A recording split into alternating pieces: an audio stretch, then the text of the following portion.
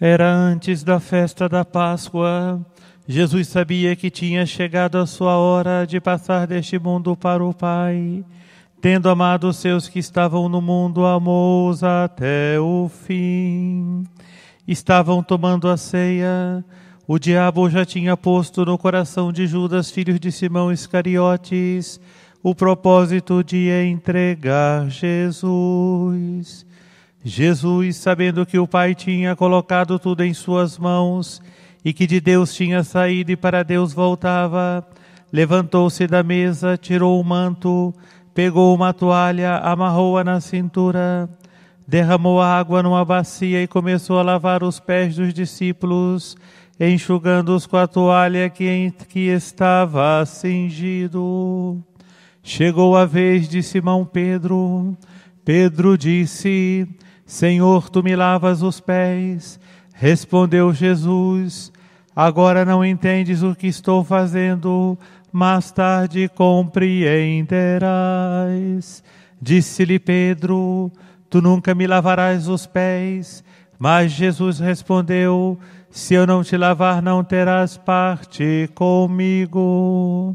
Simão Pedro então disse: Senhor, lava não somente os meus pés, mas também as mãos e a cabeça.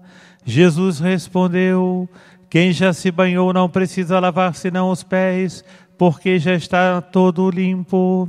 Também vós estás limpo, mas não todos.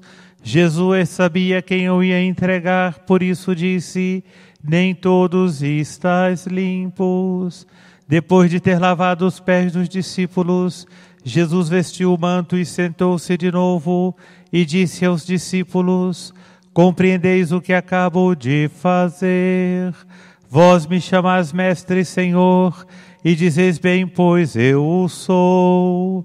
Portanto, se eu, o Senhor e mestre, vos lavei os pés, também vós deveis lavar os pés uns aos outros. Dei-vos o exemplo, para que façais a mesma coisa que eu fiz. Palavra da salvação.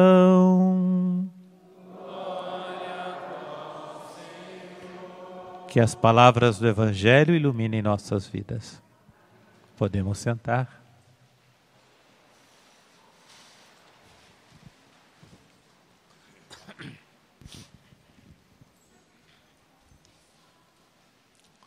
Nesta noite, a Igreja inicia o chamado Tríduo Pascal, 3 dias de preparação para a Páscoa do Senhor.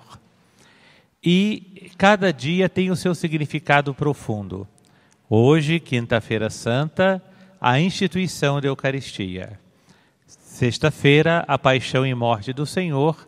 E a noite da Páscoa, o dia da Páscoa, a ressurreição de Jesus.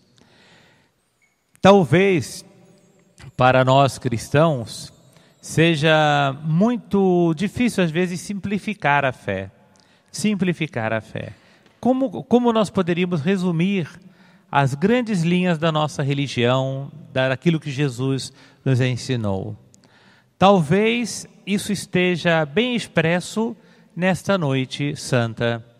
Em primeiro lugar, nós encontramos os apóstolos que se reúnem para uma refeição. E a refeição está relacionada à dimensão da fraternidade. Então, a igreja cristã, ela deve ser um lugar fraterno, um lugar em que as pessoas, à luz do Evangelho, se querem bem. É da nossa cultura e é da cultura também do Oriente que a refeição não seja apenas uma alimentação biológica, mas ela seja um momento da gente também estar com aqueles que nós gostamos, estar com aqueles que nós queremos bem, de uma boa e amena conversa. Então, em primeiro lugar, Jesus cria este clima de familiaridade, que é um dos elementos fundamentais da igreja. A igreja, ela não pode ser uma dimensão puramente institucional, de estruturas, mas ela deve ser uma convivência de irmãos. É o mais importante da vida da igreja. É esta dimensão da fraternidade. E por isso Jesus reúne os apóstolos, sim, para a ceia pascal, que deveriam celebrar, mas numa dimensão de fraternidade, de intimidade, de família.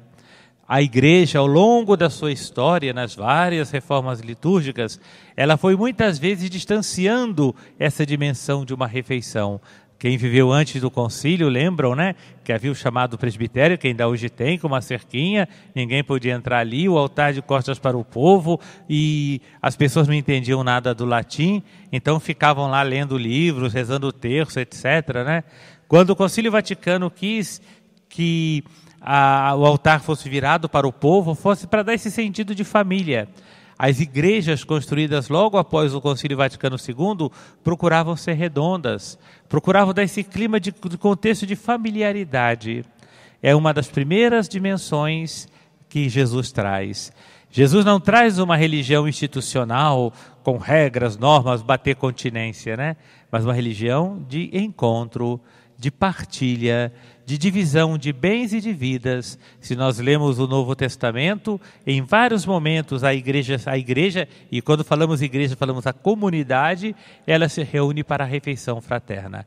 O Ato dos Apóstolos fala que reuniam-se para a reunião fraterna, dividiam os bens. A dimensão do querer bem. Segunda dimensão, Jesus trabalhou nesta noite a dimensão da autoridade. Primeiro, família. A igreja deve ser família. E Jesus trabalhou a dimensão da autoridade. E a autoridade na igreja, qual é a grande autoridade? E nós aí temos que nos retornar aos apóstolos que estavam brigando entre si, brigando nos bastidores para saber quem mandava mais, quem era o chefe, quem ocuparia os primeiros lugares do reino de Deus. E Jesus está como que meio cansado, né? Falou tantas vezes, explicou tantas vezes, e aquele pessoal de cabeça dura não entendia. As palavras de Jesus não caíam no coração daqueles homens. E muitos deles pensavam no reino de Deus como uma oportunidade de um império que se formaria e aonde eles poderiam ocupar altos cargos, que poderiam mandar nas pessoas, poderiam ser chefes. Então Jesus, ele faz um gesto. E esse gesto que nós lembramos nesta noite, e a igreja relembra a cada ano, é o gesto que resume o que representa ser autoridade na igreja. A única autoridade na igreja é a autoridade do serviço. A única autoridade é a autoridade da caridade. Isto é, ainda que as pessoas exerçam funções, esta função deve ser na dimensão do serviço e não do poder. E aí Jesus então fez aquilo que vamos recordar nesta noite. Jesus fez esse gesto de lavar os pés, que para o povo judeu era uma atitude assim, quase que degradante, porque naqueles tempos as pessoas andavam a pé ou andavam nas estradas poeirentas, mesmo que fosse com sandálias, e um dos sinais de hospitalidade numa casa era lavar os pés de quem chegava. Mas isso era feito por um escravo. Era feito por alguém, era um acolhimento do dono da casa, mas que jamais ele fazia esse gesto. E Jesus lava os pés. E é tanto que nós encontramos o Pedro, que se mostra reticente, né? Mas não, que isso? Não é possível, né? E Jesus conclui esse lava-pés com esta afirmação: vocês me chamam de mestre e de Senhor, e eu sou na verdade. Porém, eu lavei os pés de vocês para que vocês façam isso também entre vocês. E no meu reino, quem quiser ser o maior, torne-se o servidor. Quem quiser ser o primeiro, torne-se o último. Então, Jesus sintetiza a dimensão do serviço. Então, duas dimensões desta noite santa. Primeira dimensão, a dimensão da família. Segunda dimensão, a dimensão da caridade, do serviço, do estar voltado para o outro. Isso que Jesus queria na igreja, que as pessoas, à luz do Evangelho, se tornassem servidoras das outras, procurassem colocar suas capacidades, procurassem colocar seus dons a serviço dos outros. E o terceiro ponto é a própria Eucaristia. Jesus tinha prometido: eis que eu estarei convosco todos os dias até o fim dos tempos. E a Eucaristia, ela é a presença real de Jesus. Jesus, nosso Deus, Senhor de todas as coisas, Criador de todo o universo, Ele se faz alimento. Conta-se que Santo Tomás de Aquino, junto com outro teólogo, foram convidados para compor o hino da Eucaristia, que nós cantamos no final, o tão sublime sacramento. Então, esse é o finalzinho, chama-se Pange Lingua em latim, cante a língua, né? E conta-se que quando Santo Tomás, o primeiro que leu o poema que tinha composto, o primeiro, aliás, quem leu foi Santo Tomás. Quando ele acabou de ler diante do Papa, um hino belíssimo, o Papa pediu que o segundo concorrente lesse o seu canto.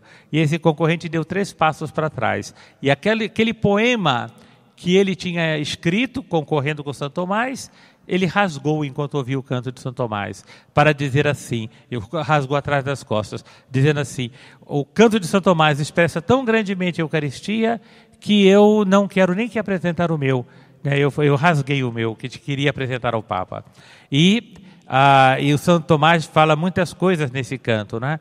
E uma das coisas que ele fala é o seguinte: o gosto, o tato e a visão se enganam. O gosto, o tato e a visão se enganam. O gosto, o sabor de pão. O tato, parece pão. A visão, parece pão. Porém, não se engana meu ouvido, porque eu acredito naquilo que disse Jesus. E Jesus disse que ele estava presente na Eucaristia.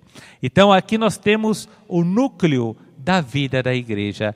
A presença, olhe, agora voltando de trás para frente, a presença real de Jesus no meio da comunidade, que deve viver como família na caridade para com os outros. Esse é o resumo da nossa igreja, da nossa comunidade, da Assembleia dos Fiéis. É um projeto de vida, né?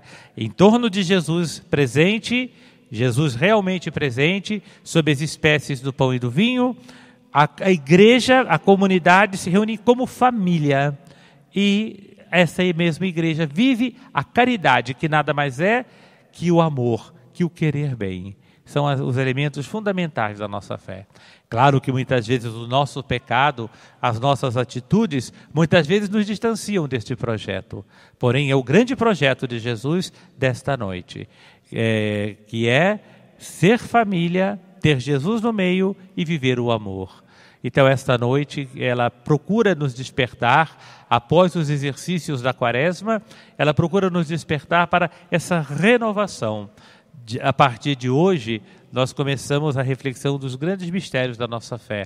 Amanhã teremos mais uma celebração e sábado mais outra, em que vão explicitando os grandes passos da nossa fé.